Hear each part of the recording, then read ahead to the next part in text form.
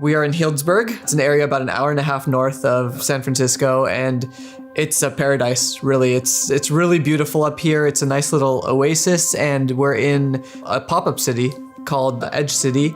And it's been just really wonderful experience where you get to really discover a bunch of new things, people, a new environment that has all these people coming together to make a interdisciplinary experience. I'm the co-founder of Edge City. We create pop-up villages around the world that gather groups of about 300 people who are all working at the frontiers of tech, science, and culture. And the idea is to create spaces for experimentation. We think of them almost as seed forms that are kind of on the edge and create a space for people to come and experiment new ways of living, new ways of building startups and incubating new products. We get a wide variety of folks, scientists, we get founders, we get folks who work in tech, we get researchers, academics. We have a lot of young folks, and we really try to encourage the next generation of builders and researchers. What kind of people are in a pop-up city? Usually it's the people who are basically at the edge of what they do, so much so that they don't really relate with the people that do what they do on a normal level. I meet people at the edge of gene editing and trying to enhance human intelligence, and people who are like 14 and start learning about computer chip printing and develop their own computer chips that run on light because they had an insight as a 14, 15-year-old. So I've been coding since I was 7 years old. And when I was 15, I wanted to get into hardware. My question was, isn't light faster and more efficient than electricity? So I tried to set out to build a new kind of computer that ran on light instead of electricity, speed of light computer.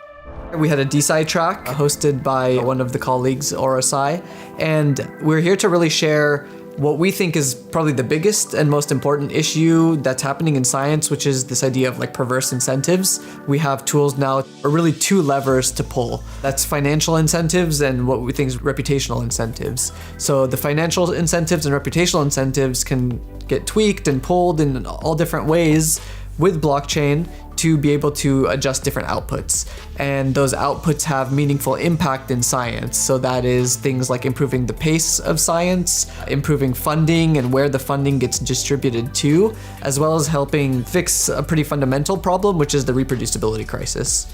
DSci is really at this intersection point between all of these really powerful emerging technologies like AI and blockchain and zero knowledge and security and privacy, as well as interesting things happening in neurotech and advancements with stem cells or things happening in the longevity space. And it's at this kind of intersection point as well, being able to take the opportunities that each of these different sectors kind of are providing and really step forward into what might be possible. I think DSci is great. It's something that I've been following for a while. It's kind of the exact thing that we want to try to support or create a space for experimentation around, because it's at the frontier, it's at the edge, it's interesting and novel, and it's a structural innovation that actually allows for new types of science to flourish. And there's almost like a meta level here of, can we create structural change in these super important fields? Public discourse is insanely important. We need to be able to have the ability to reason along with a scientist rather than just accept the claims that they make. We need to see the reasoning that goes into these claims, and we need to be able to see the back and forth of a debate, because this is how new ideas get sparked. In the debate, you come to see the blind spots, you come to see you're getting pressed, and we need to be able to think along with the scientists rather than just accept their word. How ResearchHub fits into this, I think, is ResearchHub is for them a way to communicate. It's a way for them to source good ideas fast and attest what is a good idea so that others can build on it and kind of sift through the broad catalog of different texts that are published every day and find the ones that matter in the different disciplines, which are the hubs on ResearchHub. And I think that it's really this type of person that lives in a pop-up city that does science at their edge is actually the ideal user on the ResearchHub platform and the person who has the highest benefit from this platform.